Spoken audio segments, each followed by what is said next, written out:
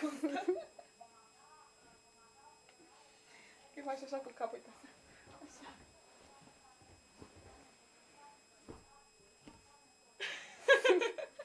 Mai vrea.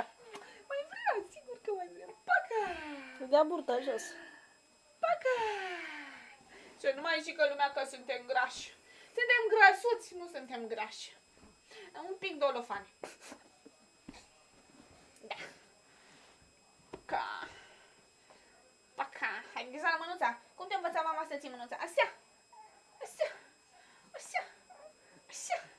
Și pădiții! Și pădiții! Și așa! Și așa! Și așa!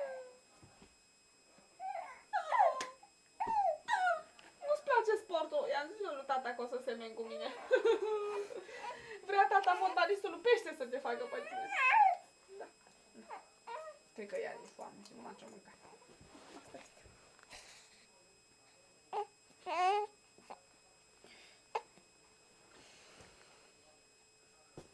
Nu mai are chef de râs, gata.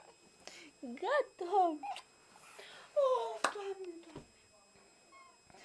Of, Doamne, Doamne.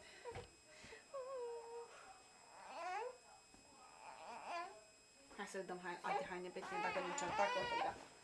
Păi dacă nu poate să-și întindă picioarele. Of, cred că de aproape în fiecare zi pun haine la haine mie și nu mai